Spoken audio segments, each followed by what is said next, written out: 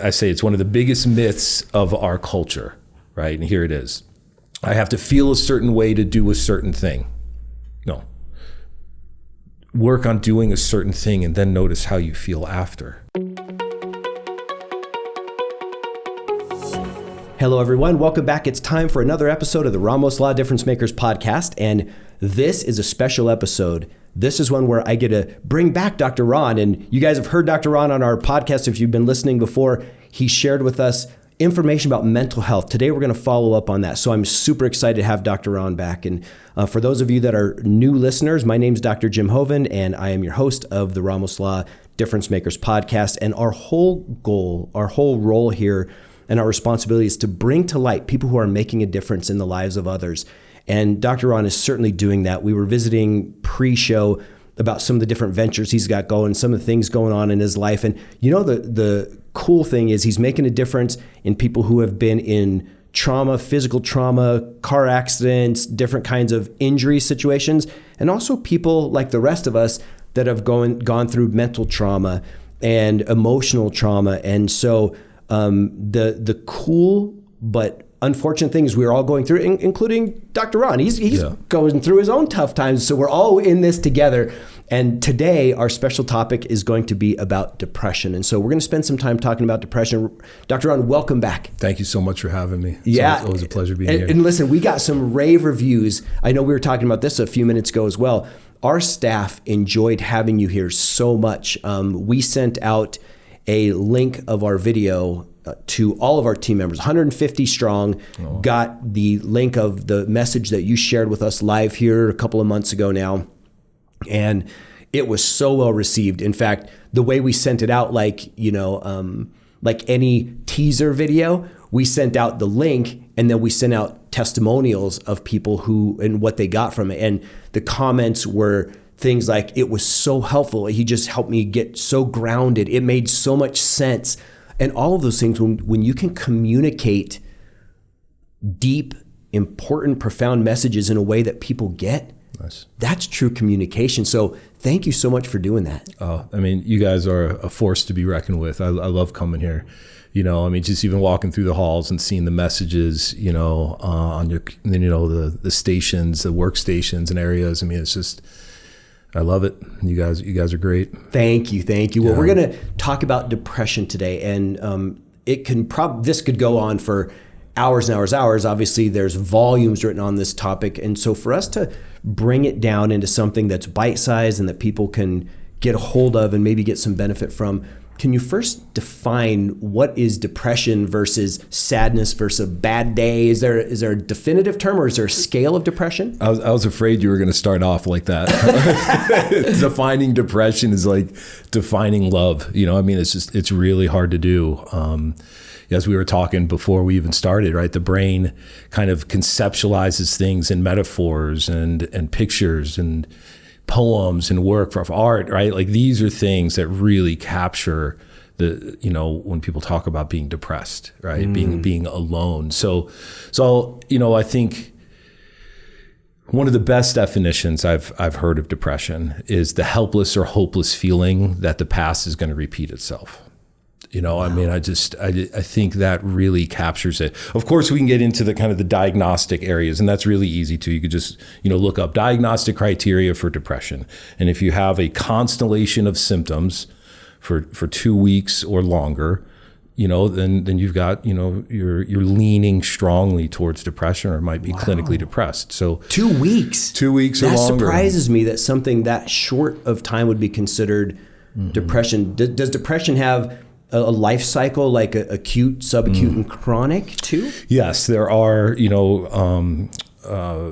criteria, or not criteria, kind of validators of mild, moderate, severe.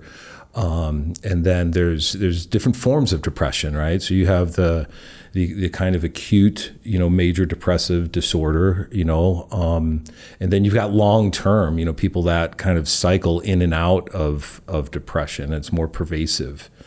But preparing for this podcast, had to return to some of my studies, and it's just really interesting to, I've been out of school for about 7-8 years now.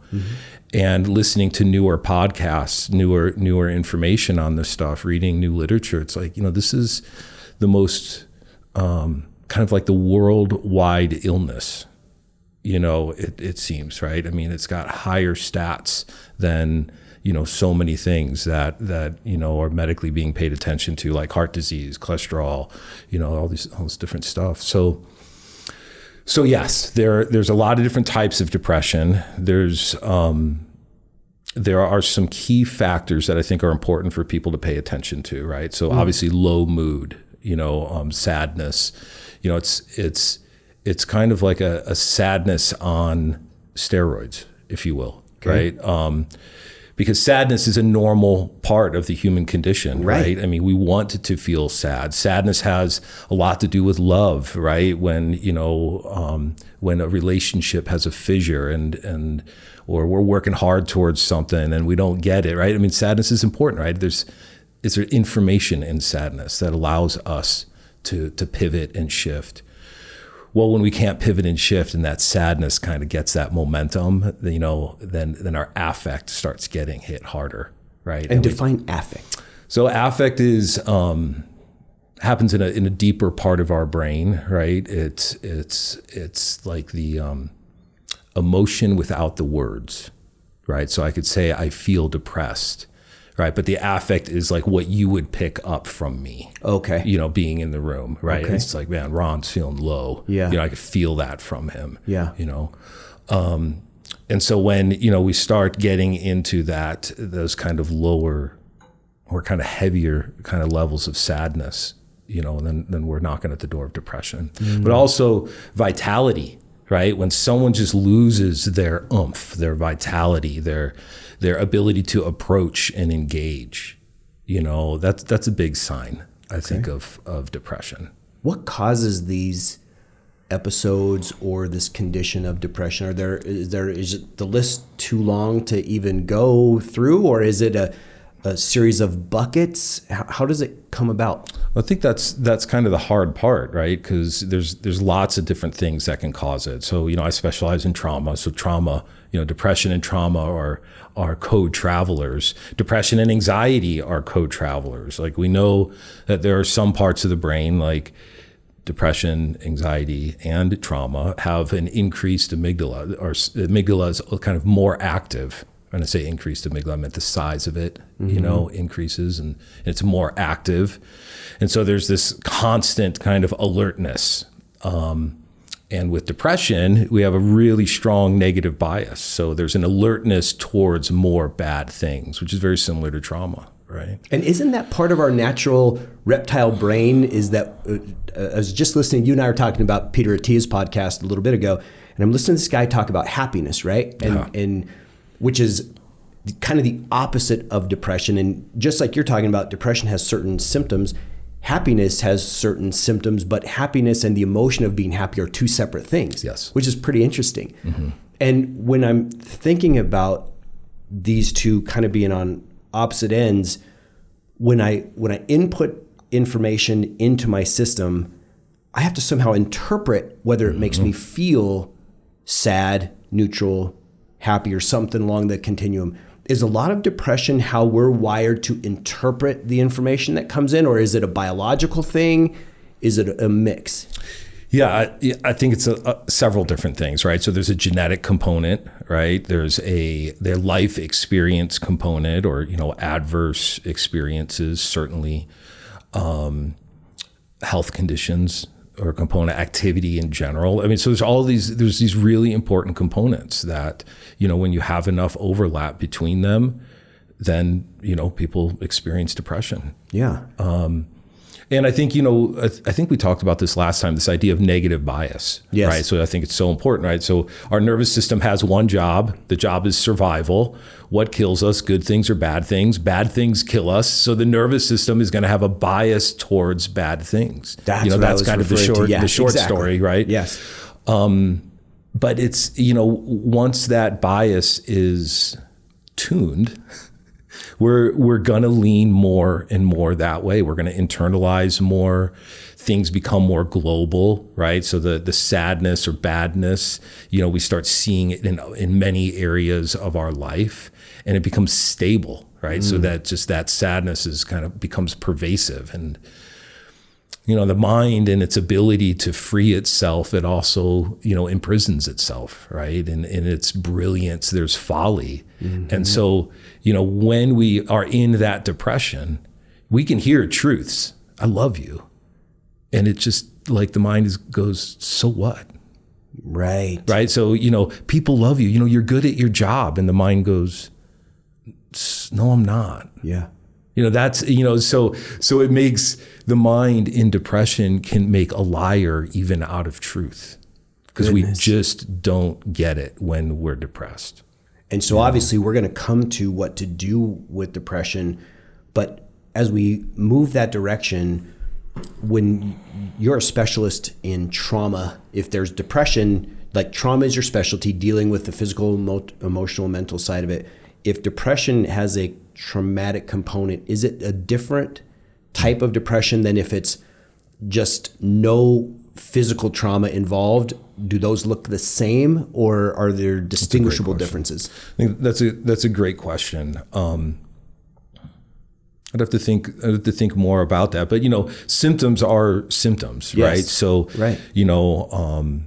Let's take irritability for one thing. That pings high in trauma, but also it's a major force in depression too. Okay, and so certainly the reason why a person is irritable, it can be different.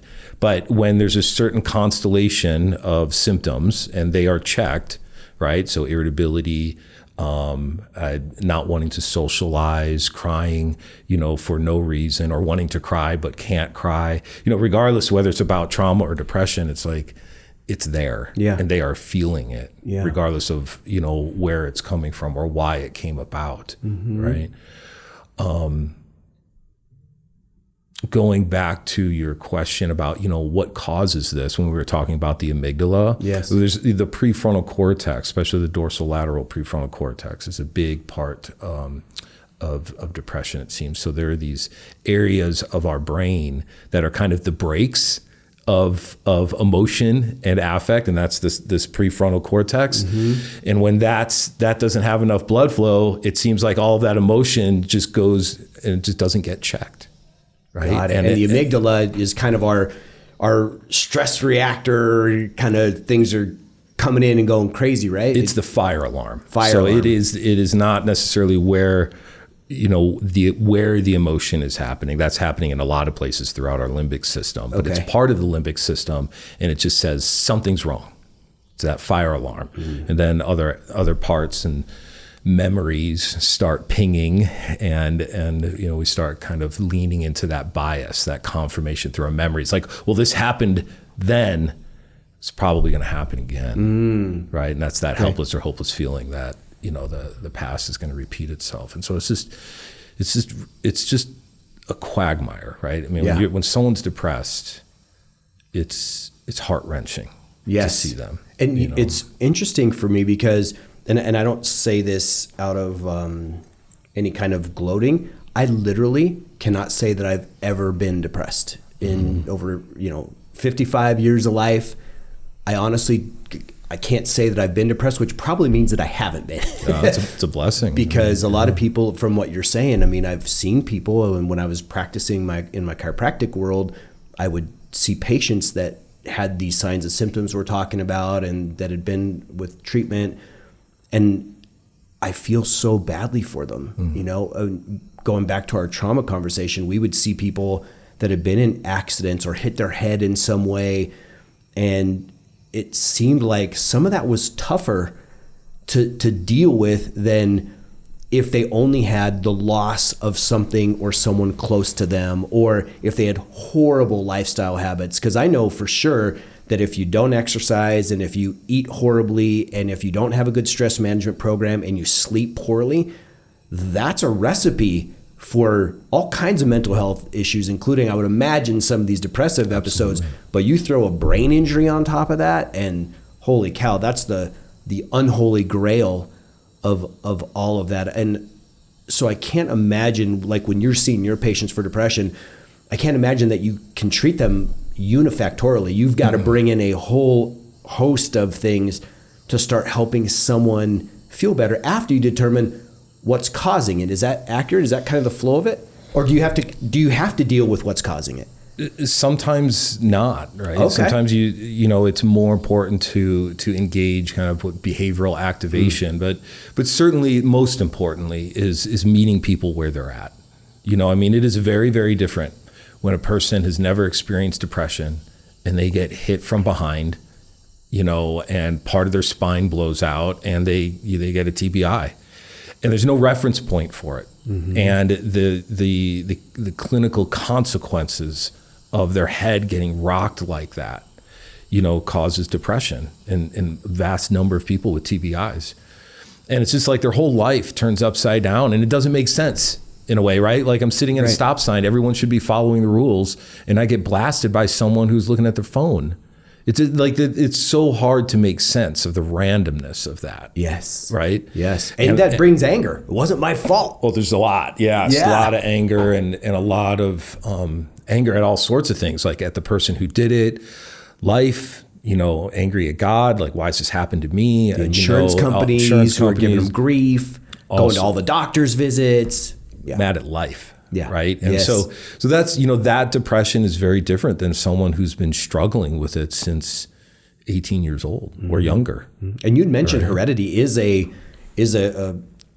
reason for depression. Yeah. And I don't know what the percentage is, but I have heard what it is of depression. I can't remember off the top of my head, but it's certainly there's a genetic and an epigenetic connection between this. And so if we start now transitioning into treatment, do you see in your patients the importance of the lifestyle components as the foundational piece, especially if you're like, for example, if I just use something simple, but if I eat cheeseburgers every single day and I sleep poorly and I have these feelings, would you look at me and say, Jim, first thing we got to do, man, you got to understand the inflammation that you're putting in your body and the fact that you're wrecking all your hormones by going to bed so late and having light after 10 and on and on. We gotta stop these, and we gotta have you start walking today. Is that where you start in treating depression, or what's the foundational piece? I think it depends what they're open to. Okay. I probably wouldn't start at the cheeseburgers, because if it was up to me, I'd eat a cheeseburger every single day.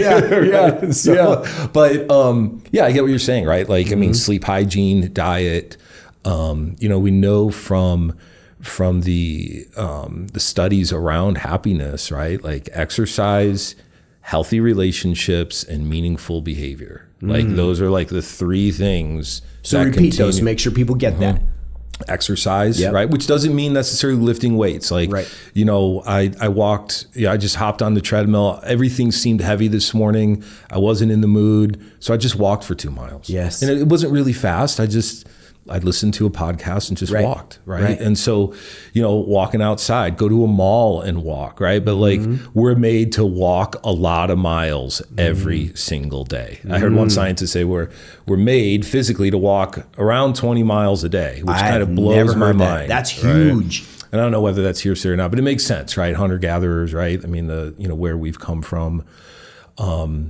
It's important. Yeah. Our bodies are made to walk. We're made to move, right? And we're lucky if we do that in like 2 weeks, right? So walking is really important. Healthy relationships. So people, we're mammals, right? That's my slogan, right? Or one of them is like, be a good mammal, right? So move your body. That's being a good mammal, right? The second is relationships. Like we're made to connect, right? So connect. And can you define a little bit about what makes a good relationship? Because again, just like people are different ways in that they express this and that. I know Tony Robbins would always talk about some people communicated, they real loud and they argue with each other, and that's just how they do life. And other people, if they heard that, they get really stressed out about it. Is there a fundamental piece that determines a good, healthy relationship so that people would have a basic benchmark for it, or is it so individual? I think it's really individual, but I would say, stay close to love. That would be, especially, if we're talking about depression, right? Especially like the sadness and grief, that kind of depression. Stay close to the love. Like, we're sad when we get in arguments with people because we love them. Yes. We are sad when people die because we love them. We're sad when our lives aren't working out because we love life and we really want it to work out, and we're just not getting it to hook up. Yeah. Right. So, staying close to the love and doing like one step at a time.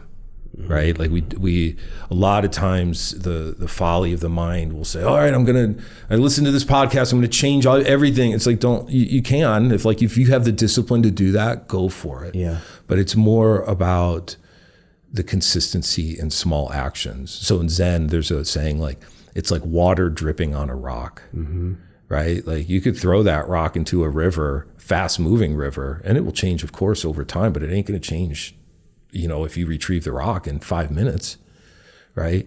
When water's dripping on a rock, you're not going to see it change in a day, a week, a month. Over years, you will see the force of that tiny drip change how that rock looks. That's how I really encourage people to approach depression. It's about forming a relationship with it instead of looking at it as the enemy, holding hands with it, which is the same thing that we want to do with trauma. We want to approach it and be consistent in anything good that we can do. If we're staying close to the love, then it's about texting someone and letting them know, hey, I'm thinking about you.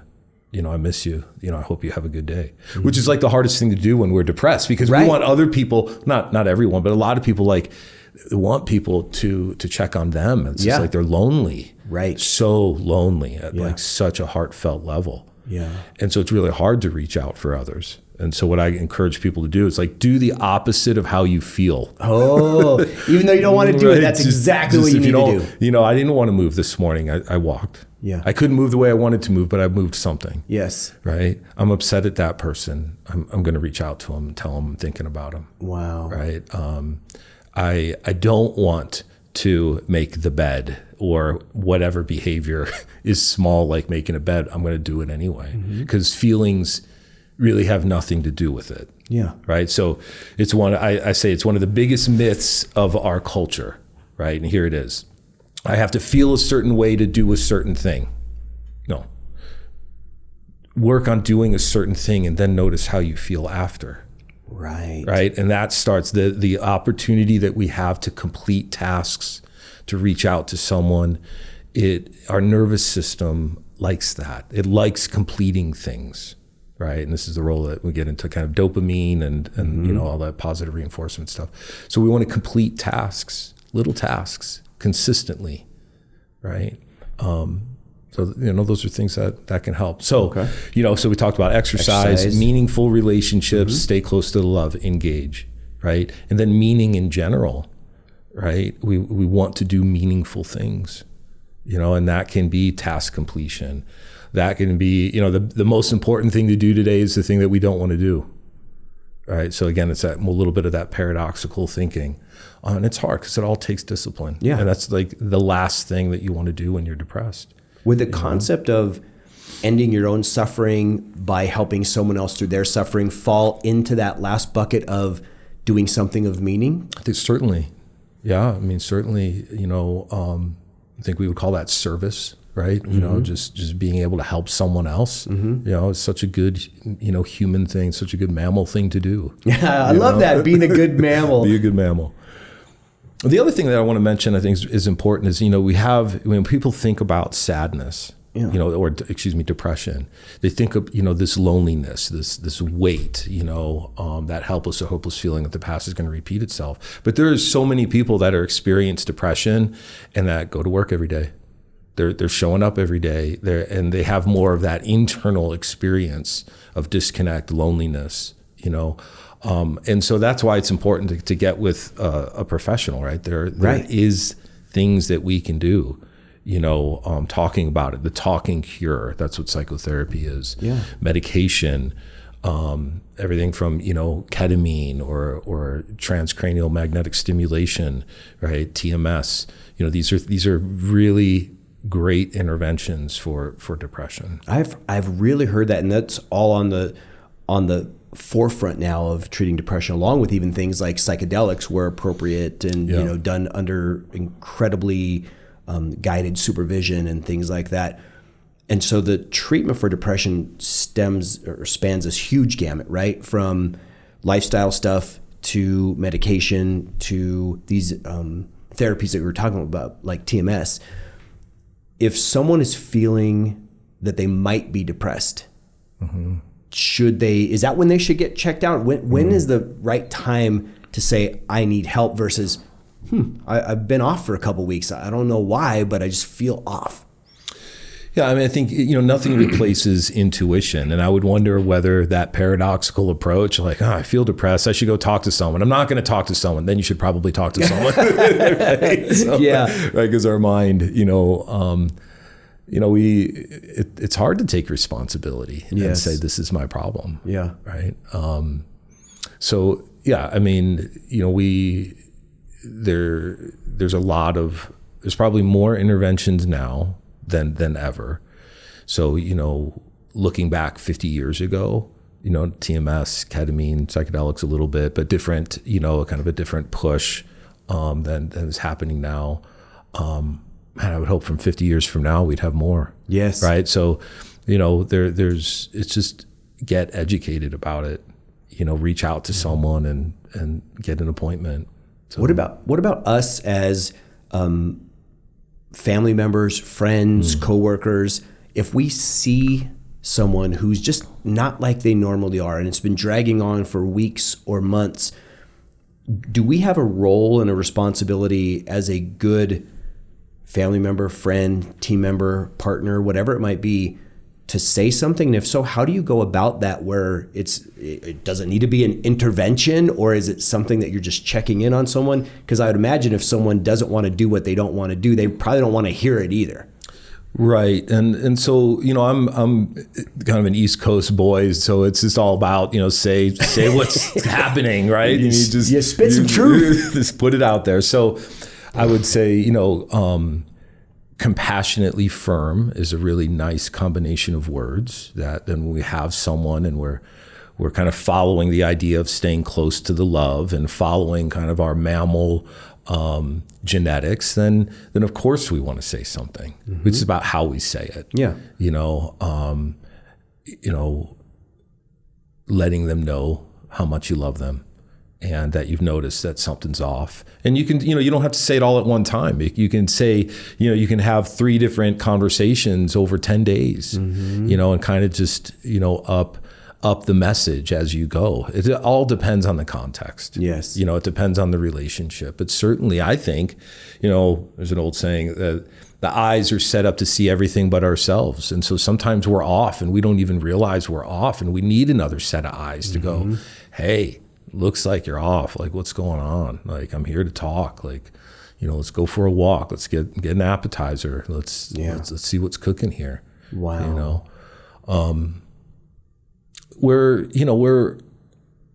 It's really easy for me to do because I do this like all day long, every day, but I think it's hard for people to approach what they're scared of, right? Like, we see someone that we love dearly feeling depressed, like we can see it, but it's like we're kind of scared to like maybe know what it's about and find out what the truth is.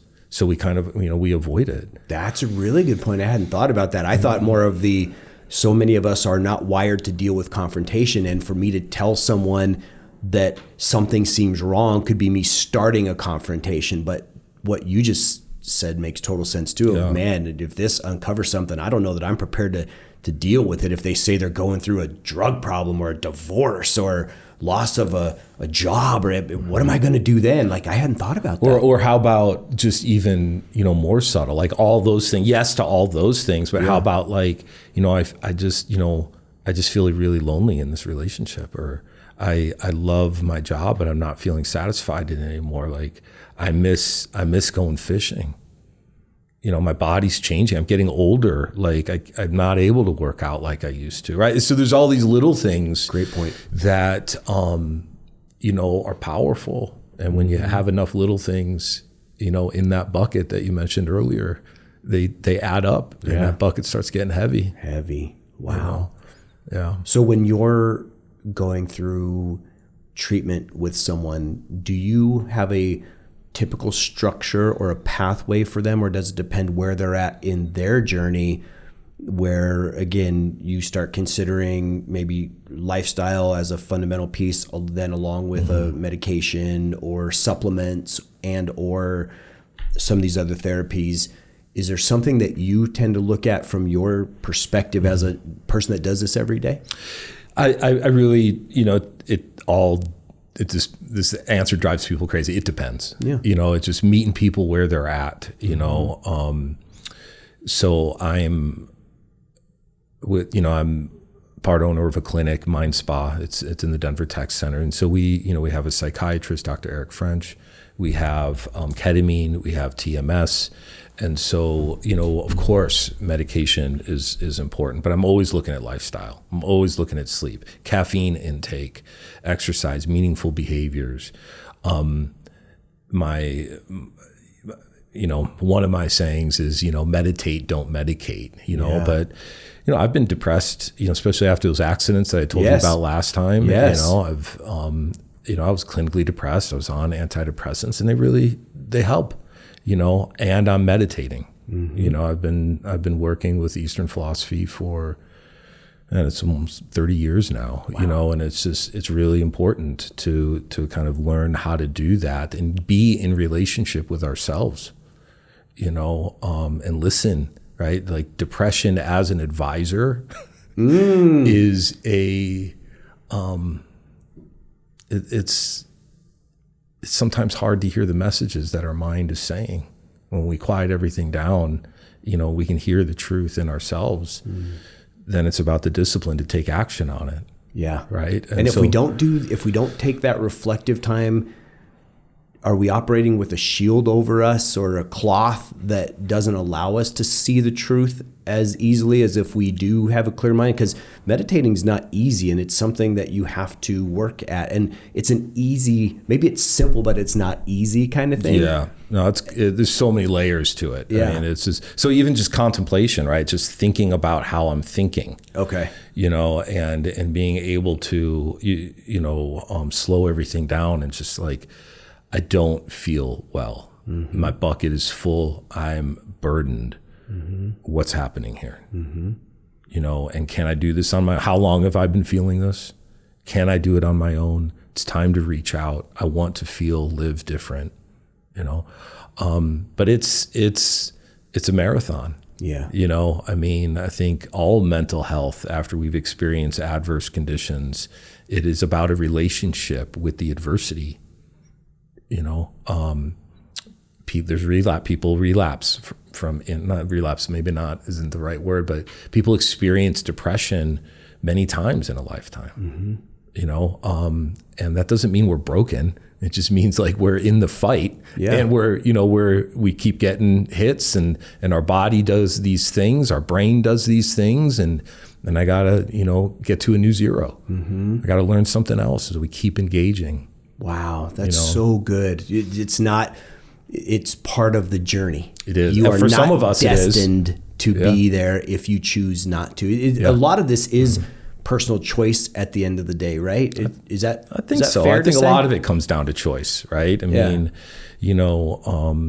so for me, it's part of my journey. It's part of my life, right? And I think it's just about being honest about it. Yeah. But it's kind of like I think about it as the potter's wheel, right? So I've never done pottery, but I've seen videos of people throwing pots, and it's like you want to keep your hands on it. Yes. But if you hold on to it too tight, that clay is going to go right through your hands. And if you're totally hands off of it, the clay is going to get thrown all over the place. It's like healing from trauma, recovering from depression, recovering from anxiety. It's about like keeping your hands on it enough, guiding it to shape the pot that you want. Wow. But you got to keep your hands on it. You got to approach it. Yeah. Right. It's all, so much about how, you're talking about how do I work with patients? I would say I have an approach-oriented philosophy. Keep approaching. Right. You can't hide from your mind. You can't hide from your memories. The mind will create things like dissociation to try and hide from our memories, but it's there. It affects our lives. Yeah. So approach it. Keep your hands on it. Right. Keep learning. It's interesting to me that you say that. My nature is 100%, not 100%, 90% optimist, 10% pessimist. Yep. That's my nature. Just how I've always been. And I was listening to Andrew Huberman, a guy that we're both a fan of, neuroscientist, and he shared this journaling technique, where the journaling technique is basically taking the worst, most stressful moment of your life. For me, that would be the loss of our son. It's been 1.5 years now. If I took that, it would be journaling that out for somewhere between 15 to 30 minutes. Don't put the pen down or type it, either way. And you write that thing out from basically 3 perspectives. What are the facts? What are the emotions, both then and now?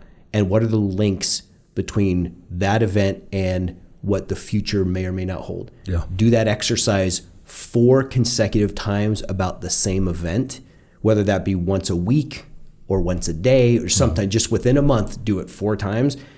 And the research shows an incredible both mental and physical benefit from doing it. And for me, again, I've always been like, look, the more we tell our story, it brings back the pain and it brings back all the stuff. So let's get it out there and say it. And then let's not keep revisiting the same story. Let's spend our time on the solution. But that research shows something different than what I was thought. So I'm wondering if someone's experiencing depression, if an exercise like that kind of journaling might be interesting. And for anyone who wants to learn more about it, you can go to the Huberman Lab podcast, and it would have been somewhere around probably the 20th of November or so would be when that podcast came out. You'll see it if you look at the titles. But what do you think about that process? Well, it's music to my ears. There's a couple things that I want to say, right? So it definitely follows that approach-oriented mindset, yes, right? And so our mind will adapt to things if we stay in contact with it, right? So if I took my pen and tapped your hand like this, right, you would definitely feel that every time that pen touched it. And part of the reason why you would feel it is because when I take my pen away, you're not feeling it, which provides a contrast and comparison of feeling it the next time, right? So that, contrast and comparison makes us feel something. That's important, right? Because if I try and avoid something and push it away, then when I come in contact it again, I'm going to feel it big, right? And then I push it away. And that's kind of what our mind does. We want to get away from bad things. But if I take my pen and just rest it on your hand and don't move it, then in a very short amount of time, if you're not looking at your hand, you might feel the pen a little bit, but a lot of people are like, I don't even know whether you're touching me or not. Wow. Because our brains will adapt to things.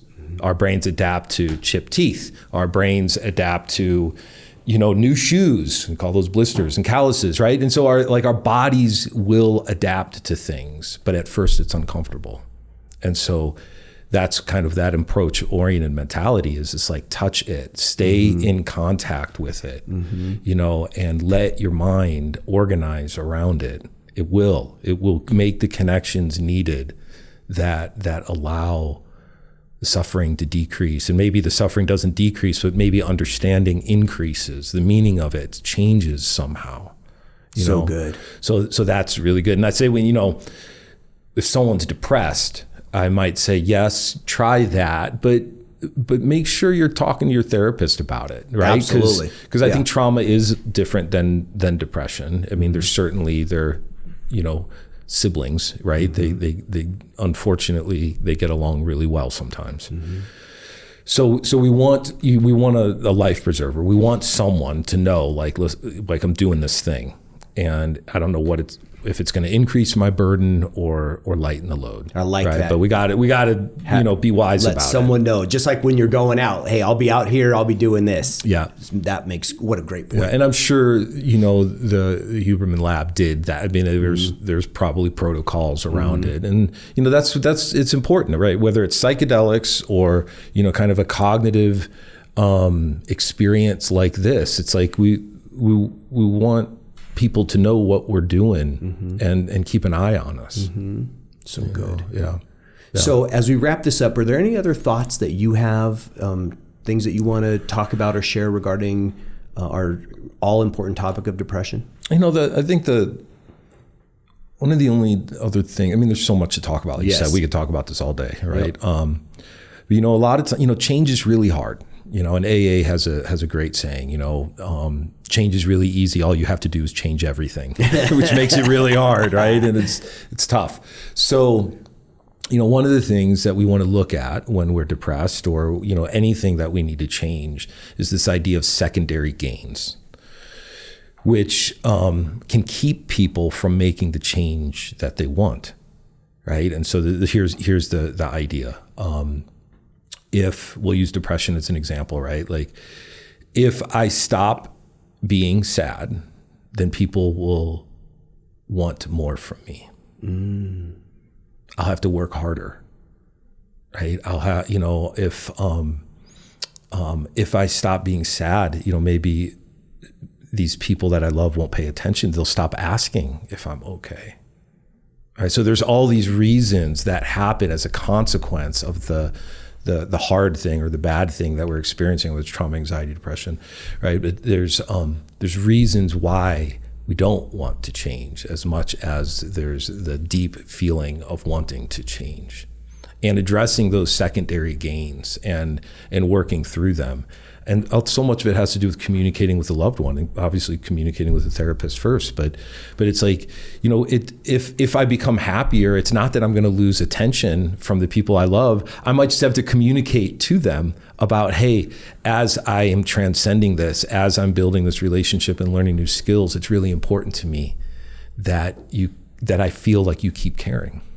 Wow. Right. And it gets complicated. It's like, hey, I want to change. And if I'm not depressed anymore, then I can't drink anymore. And if I'm not drinking anymore, then I can't go to that bar. And then I'm going to lose those friends. It's like, that's hard. There's a lot there that is really valuable to that person, mostly the friends, and then the drinking is an avenue to get to the friends, and the depression is an avenue to get to the drinking, right? So it's complicated, but there's, I think, keeping in mind these secondary gains, and like the idea is this, like, if I make the changes that I want, what am I afraid of losing if I get the health that I want?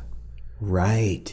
And when we can address that, I think, things can get they can make a little more sense. And would an alternative question to that being, how can I get the health that I want and still get these emotions that I'm gaining from my secondary gain? Yeah, that kind of a morphing of that question. Because if it's like, I want people to check on me, and I say, well, man, I can be healthy, and now I can check in on them, and we'll check in on each other. Something like that. That's what I was going to say, right? So if we want people to check on us, the paradoxical, like stay close to the love, do the opposite. I'm going to check on other people, right? And I'm also going to communicate like, hey, checking on me. I love that when you do that, right? So we want to, that's part of being a good mammal, is like reinforce good things that other people do. Tell them thank you. Yes. Right? Tell them that it's important, right? Man, this has been amazing. And thank you, Dr. Ron. I can't tell you how much I appreciate you taking time out of your busy schedule, coming up here, visiting with me, hanging out, and giving this critical message. Because right now we're, at least I think, thankfully, we're at a good time where mental health as a broad category is being explored, and mental health challenges and mental health illness, it's all now being said, hey, it's okay. It's not okay that you have to suffer with it alone. It's okay to talk about it, to get treatment, to get care. And for us to bring this to light, it's so important. And it's different for everyone. Yeah. Right? Depression is different for everyone. And, the recovering from it, or, the transcending of it is different for everyone, right? Like, we talk in these podcasts, so many people do it. It's just like, well, do this, do that. It's like, it's not, I wish it was that simple, no right? cookie cutter. But it's about like experiment, right? If you hear something good here and something good here and something cool over here, like put it together and just keep experimenting. So I got to throw this in there, and I know we were wrapping up, but you just brought something up that's really important. There's a book out there called 4 Feet from Gold, and essentially the premise is you keep going and then you stop right before you're there. When someone's trying and experimenting with things, ideally, if they need help, they're under the professional guidance of someone like yourself. How long should they keep trying something good until they say that's not for me? Like for me, exercise, it's universally good for everybody. It's just finding what time, and you do it forever. I don't care if you like it. I don't care if it feels good. I don't even care if you notice it. Trust me, it's good for you, right? Yep. But that's a little different than, what about journaling? Maybe that might be something that you try and you experiment, and if not, then you let it go. But you have to give it enough time, right, to see if it's going to work. Is that individual too, or is there a time where, man, you're going to know if something's going to help, like vitamin D, for example, or whatever? I don't know. Any number of things that you try and then you go, okay, maybe that's not part of my depression management or my ultimate mental health plan. Yeah. It takes about, I think it's the latest literature is like 63 days to build a habit. Okay. So what that points us to is like, well, you want to do it more than once, right? So run the experiment in a heartfelt manner. We used to say, well, it takes 21 days to build a habit, right? So, maybe just like give it 3 weeks, like give it a heartfelt 3 weeks. And, if you don't see it working like you want, then try something different, but keep your hands on the pot. Shape your life. And it's hard. It is hard, but it's like we don't have to, but hopefully we can keep going. Most things that are worth it are hard, aren't they? Yeah. Like if you're going to go through it, have something there at the end. And mental health, well-being, there's nothing greater in our lives. And Dr. Ron, again, thank you so much for sharing your wisdom on this valuable topic. It's going to be so important for those of you watching. Please send this to someone that you think might be able to use it, or someone that's totally healthy that you want to make sure that they just have this information for people in their lives as well. And as we part, Dr. Ron, how can people get a hold of you if they want to ask more questions, learn more, or even get some help? They could look me up at mindspadenver.com. There's contacts that you can get a hold of me there. My website is www.ronschwenkler.com. So either one of those two. Do you want to spell Schwenkler so that they make sure? Well, you guys can't figure that out. It's just like it sounds. SCHWENKLER.